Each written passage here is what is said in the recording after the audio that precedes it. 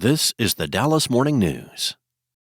Eat, Drink, DFW from the Dallas Morning News is made possible by Central Market.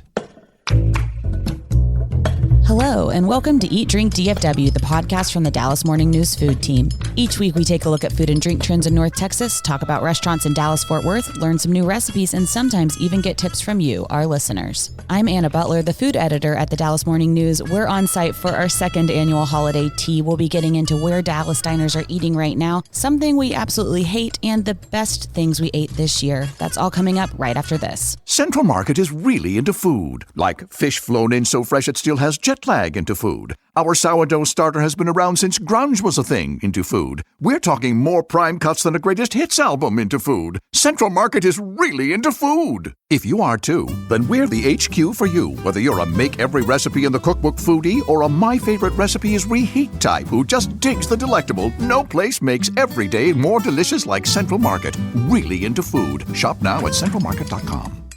For the latest food and restaurant news in Dallas-Fort Worth, visit dallasnews.com/food. Also, we'd love to hear from you, so email us at eatdrink@dallasnews.com. Today, I'm joined by Sarah Blaskovich and Claire Baller. Imelda Garcia is sick today, which is the worst day ever to be sick because we are coming to you from a Tiffany Blue Tea Room in Addison for what is our last episode of 2025. We are sitting in the second tea room from La Parisienne, which started in Frisco, and we are thrilled to be here, enjoying tea, but also catching up on restaurant news. It's like our little Christmas party. It is. It's becoming a tradition. Just to set the scene a little bit, we're in an adorable room, truly covered in flowers. Roses and zinnias and hydrangea, oh my. I think that was set up for great Instagram pictures, and I'm seeing it. And we're excited to have some sandwiches and some desserts. But right now, Claire, I have a hard-hitting question for you. How do you take your tea? Oh, okay. Depends on the tea. But usually with a tiny bit of honey and maybe a little bit of lemon.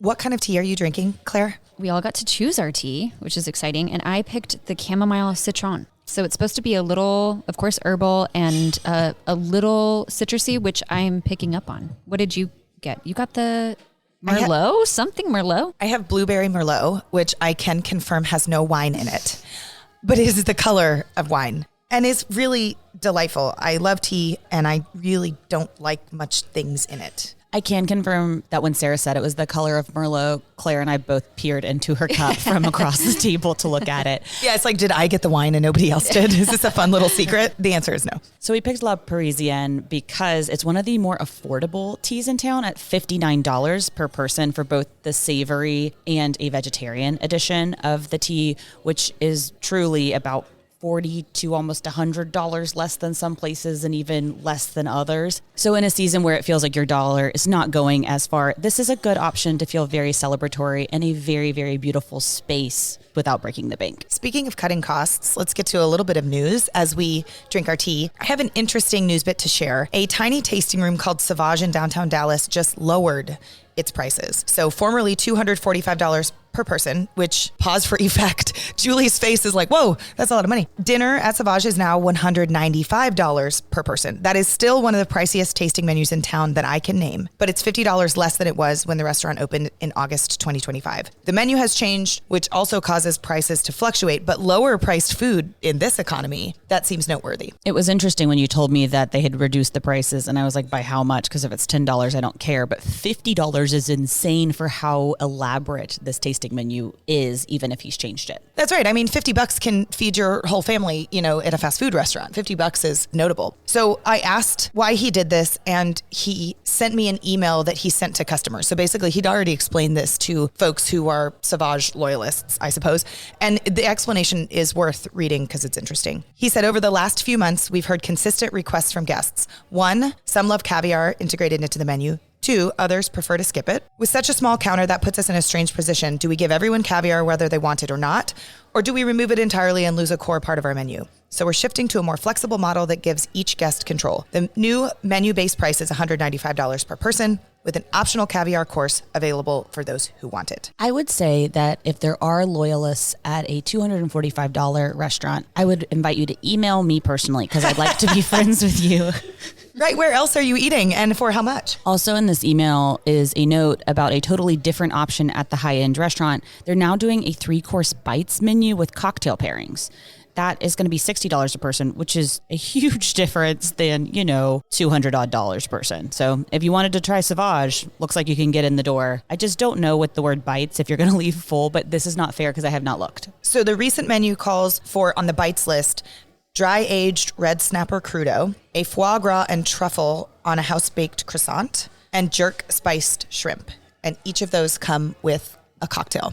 Looking at this model is maybe less about this specific restaurant and more about where we're at. We're learning that $245 is probably too much for most people to spend on dinner. So $50 less. Is $200 a person too much to spend on dinner? Yes, for many of us, but that change has been made specifically because of caviar. But then also this restaurant is saying, we think we want people who want to spend $60 a person, a big change from 200 or 245. And so let's offer something for them too. I think 2026 is going to be the year of the discount, the year where if you come on a certain day of the week, a great restaurant is going to say, here is something, for a much lower price. Meridian, for instance, is doing that Sunday supper fried chicken for $99 that feeds 3 or 4 people. I think we're going to see more of that. And I look forward to it as we try to eat fine food without spending a fortune. Quick interruption. We have plates of food headed our way. Okay, guys, there are Eiffel Towers in the middle of the table and the plates go on the tower. I did not see that coming. So on this side, we have turkey mousse and cranberry sauce. These are going to be ham and cheese arancini balls. This is lobster salad rolls. On the other side, the little tiny toast is going to be fig spread and cheese. And then these mini sandwiches with green stuff on it are cucumber, mint, and chives. On the top for pastries, we have chocolate-covered strawberries, Neapolitan dessert, blueberry scones, regular scones, Rocher praline, and then vanilla puff balls. And then we have clotted cream for you guys and strawberry preserves. Wow. Do you guys remember last year when I had such trouble with the tongs? Yes. I don't think there are tongs, Sarah, so you are in luck. Thank goodness. If Sarah has one downfall in life, it is that she cannot use a tong to save it. Yeah, that's right. Okay. I went for the arancini because it's hot. It is I thought we hot. should go there first. There's a sauce on the arancini that tastes like what I would describe as bang bang sauce. Yes. Bang sauce. Yes, Yeah. I agree with that. It's something that they put on like fried shrimp at places and they say bang bang. And I feel like maybe it originated at Bonefish, but that might not be true. Yeah, some of the frosting on the desserts is that Tiffany blue that matches the room. It's very much on purpose. This arancini, can you read the description for me, Anna? The arancini is a ham and cheese arancini. It's ham and cheese stuffed risotto with roasted pepper aioli. So maybe the secret to bang bang sauce is roasted red peppers. Going for a tiny lobster roll bite. Back to the news of the week from the Dallas-Fort Worth restaurant scene. Sarah, what's going on? 2 notable closures, and we're sad to see both. First, Sevy's Grill, which has been serving the Park Cities area on Preston Road for nearly 30 years, is expected to close in mid-2026. So I talked with Sevy, the chef owner, about this over the weekend, and he wanted to make sure that he let his guests and his employees know with enough time before they close, which is really rare. We see a lot of restaurants that say we are closing tomorrow or next week, and he's closing in June 2026. So if you haven't been back to Sevy's in a while, you got plenty of time to do so. The reason they're closing is not because of all the other issues that have happened in the last 28 years. It wasn't the period after 9/11 where restaurants really struggled. It wasn't the late 2000s recession. It was not the COVID-19 pandemic when Sevy told me they thought they were going to have to close twice. No, it was a lease dispute with the landlord, which is what we will see more of in Dallas in 2026. I would take that to mean rent prices going up. He says can't do it. And that spells the end of Sevy's as it exists right now. I do wonder if they're going to move because it's such an institution. The last time I went there, there were a handful of people who have standing dinner reservations in the same way that so many tables there have a standing lunch reservation. And I've gone to so many meetings at this place. It's not even funny. And you're like, oh, I'm intruding on something that people do every day. And so I would wonder if it's like a Delmo's where maybe this is it at this site, but maybe they find somewhere else. He does want to look for other real estate, but there are other things at play here which are fascinating. So Sevy told me on the phone he was diagnosed with stage 4 prostate cancer 18 years ago. He was given a short amount of time to live. And to interview him about this restaurant was really lovely because his point of view is different than most. He's like, look, I'm on borrowed time.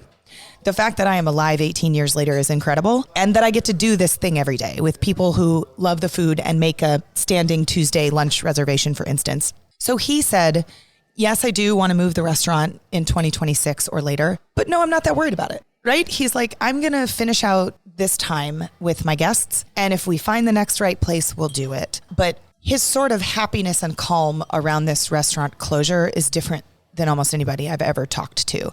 I think being open for nearly 30 years is an incredible accomplishment. And beating cancer for 18 years is an incredible accomplishment. So it was so nice to talk to him. You know, he said he had his grandkids at his house when I was interviewing him. And he said, I'm going to play with my grandkids and then I'm going to go to the restaurant and we're going to have dinner. And then we're going to do that all over again a whole bunch of times. We're going to have a great Christmas. We're going to have a great 2026 and then we'll see what it brings. And we'll keep an eye out if another restaurant ends up opening in that space. It already has a kitchen. That being said, it is not the most vertical building in the Preston Center area. So it could always go up, but it's expensive to knock things down too. So we'll keep an eye on that and keep y'all posted on what's to come. And if I can add one more noteworthy restaurant closure, it's kind of the opposite of Sevi's, if that could exist. A 2-year-old barbecue restaurant that was open weekends only, called Sabar Barbecue in Fort Worth, is closing tomorrow. Depending on when you're listening to this, Saturday, December 20th, is the last time that you can find Sabar Barbecue in its quaint parking lot just south of I-35 in Fort Worth. And you know, when this restaurant opened, I was hot on it. I think that Zain Shafi is doing something that few others are doing. He is using Pakistani flavors and a point of view on Texas style barbecue. So brisket smoked low and slow, but then coated with spices that I'd never had on brisket before. And instead of mac and cheese and potato salad, he's serving fruit chaat and lentils. And I just think this is such a cool way to take where you're from and serve barbecue to people who can appreciate it. And I know there were many barbecue people in DFW who did appreciate Sabar. Now, what's he doing that he's closing so quickly?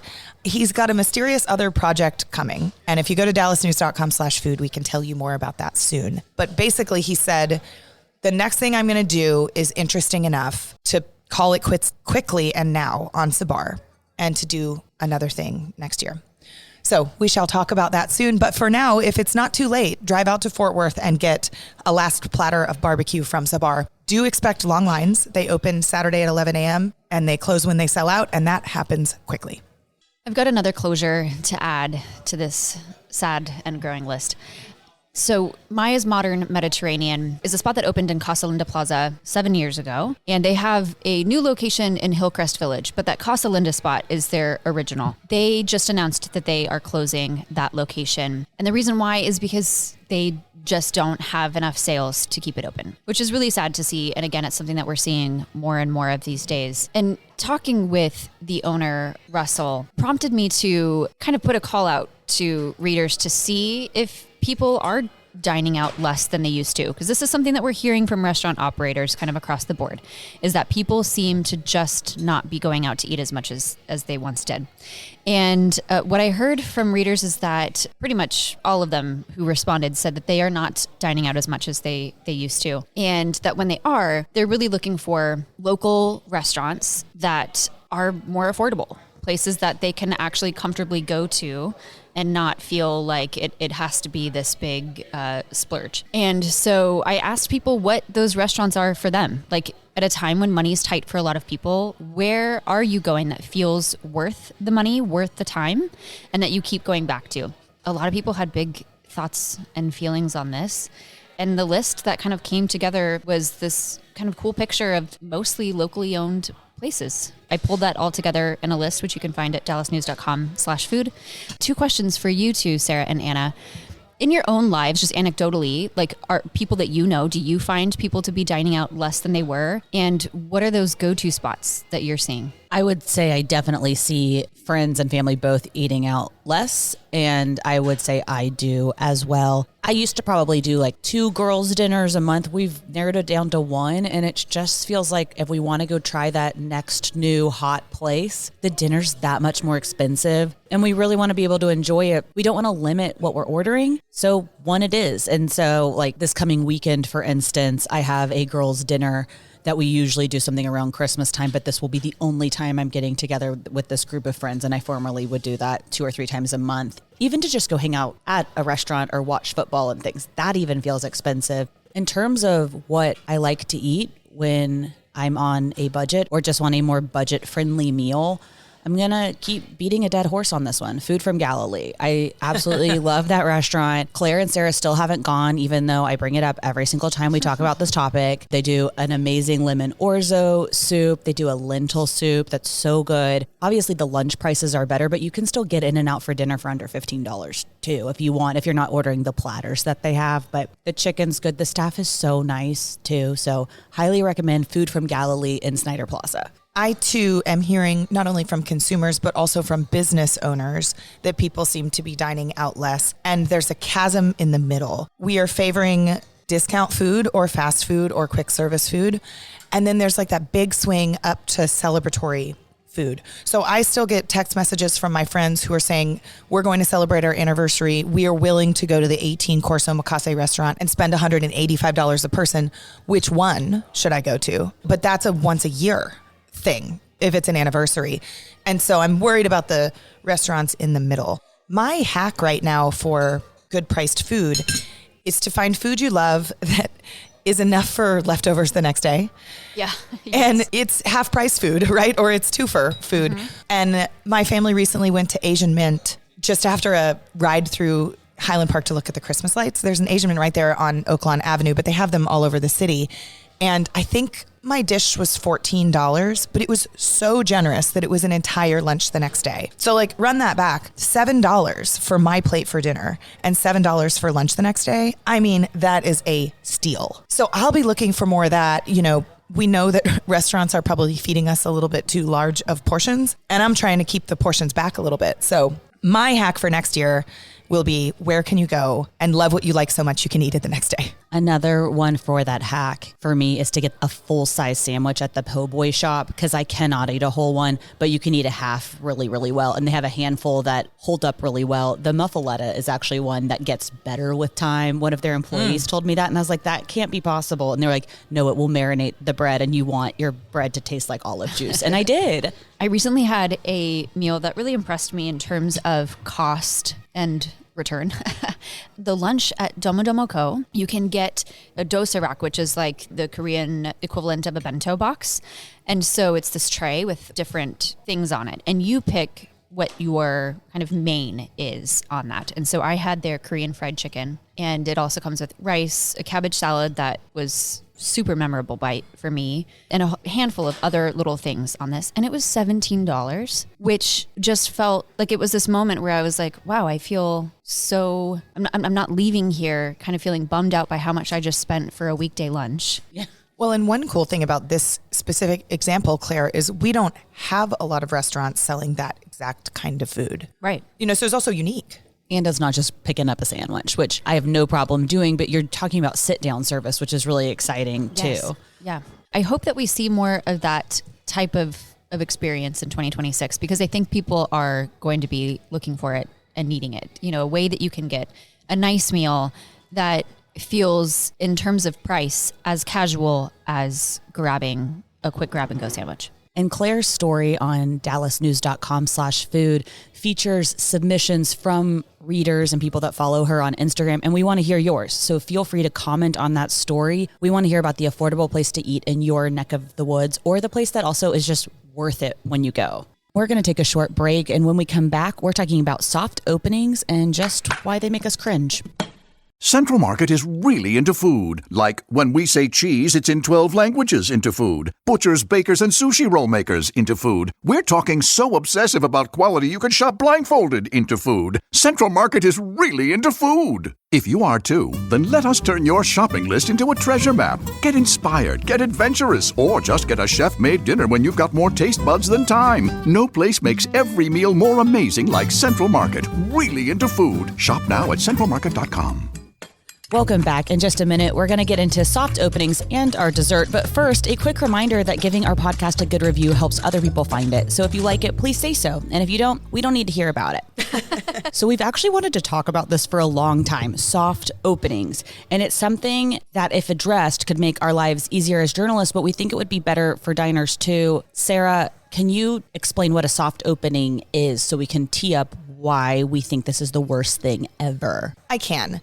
So a lot of restaurants will open and accept customers' money and reservations, but call it a soft opening. So basically they're saying we're not really ready for everybody. We're certainly not ready for, discerning diners who might have a bad first impression, but we are open and we're still getting our feet under us. This is a little different, but can get confused with like a friends and family. So restaurants also, before they open and take people's money, they will do free lunches or dinners, and then they will work out some kinks. Some restaurants, I think, consider friends and family part of the soft opening. Some don't. For our purposes, we'll talk about a soft opening as in the restaurant is technically open. They just don't want you to say anything about it. And the reason this is so frustrating is they're taking people's money, but then we'll write, hey, here's the grand opening date or here's the opening date. And people will tell us that we're wrong. They've been eating there for 2 weeks or anything in between. Semantically, we're not wrong because we're using the official opening date that we're given for a story just in terms of fact checks and things like that. But it's just the worst in between. We don't want to look like we're behind. We don't want to look inaccurate. But it's also, if you're open and taking people's money, you're open. I agree with that. I just have a lot of problems with this approach. And I can understand why restaurants do it, but I don't think that it's really the way to go. And for that reason, like you said, Anna, if you are ready enough to take people's money for the service you're providing and the food you're making, you're open and you're ready to be measured as a restaurant that is fully open. Now, that being said, I think no matter the situation, every restaurant, I think if you're going to a restaurant that has just opened, you need to do that with the understanding that there are still kinks being sorted out. But I don't think that something needs to be designated as soft opening. Really what it seems like they're saying is like, be soft on us because we aren't quite ready yet. To which I say like, maybe wait a few days then if you're still trying to like get that last hire in place or whatnot. I think most sophisticated diners that go to a lot of recently opened restaurants understand that it probably is going to take them a few months to figure out the pickups and things like that. Maybe your meal is going to come to you faster if you go in 6 months than you will in 6 days of an opening. And I do think people need to be patient, like Claire's saying, for that reason. Another thing to think about is that the finest restaurants across the world do training for 6 or 8 weeks with their servers, and they feed people for free during these training sessions to have the best possible restaurant they could so that when they open, they are ready on day one. Now, of course, any restaurateur listening to me that does not have the huge dollars or a big corporation behind them is saying, well, I can't afford to pay my people for 6 weeks, without us making any money. I hear all of this, but to then keep it a secret from journalists and customers, but take their money, it just seems wrong to me. Either have training or don't. And when you're open, you need to be open. And the reason it's strange is that we'll reach out because we know something is open. We have even gone to them sometimes, and then either the owner or maybe the person who is representing them says, no, they're not open. They're not ready to talk about it yet. And we feel crazy. Stop gaslighting us. So restaurant owners, people representing restaurants, have I got an idea for you for your New Year's resolution? No more soft openings. That's all we got. Just open. To finish out our final episode of the year, let's talk about the best thing we've eaten in 2025. This is always a daunting exercise for me. What I have to do is kind of sit and scroll back through my camera roll of all the things that I've eaten. And this is why I take pictures of pretty much everything that I eat, because I think when you're in this business and you're just around food all the time, it's very helpful to have like a visual catalog of it. I didn't actually have to really do that though, to think about what my favorite bite was of 2025. It was the stuffed leeks at Mont Haiba. These are leeks that are filled with jasmine rice, jumbo lump crab, and a host of other aromatics, and topped with this incredible onion jam, essentially. It's an absolutely delightful dish, and it's something that I ate for the first time pretty soon after having my daughter. And so I was kind of in a postpartum haze and definitely needing some real food. And I kind of felt like that meal, and specifically that dish, kind of like brought me out of my hibernation and helped me get back to entering the real world. It was such an impressive dish to me, just in terms of technique as well, that I featured it for the dish series and talked with Chef Peja Krisick about how and why that dish is made. I like that one because you can go back and get it time and time again. I think I have two. One is one that I probably won't be able to go get very often, and that was Tatsu. My fiance took me for my birthday last year, and at the end, Chef Tatsu says, "Hey, do you want anything else?" And I said, "Surprise me, what's best? What have we not had?" And he did this beautiful piece of squid, just did all of the little score marks and everything, and he'd heard me talk about how much I had enjoyed him incorporating orange zest into a bite before, and he put those things together, and that is one that I would absolutely love to have again. I can tell you, I will be back in 2026 for Italy's Pizza Fest as well. And that wasn't just one bite. I was in a food coma for approximately 6 days afterwards. I ate so much pizza, but it was so fun because you try such a variety of pizzas, and I ran into so many people. Anna, those both sound delicious. My best bite was in Paris.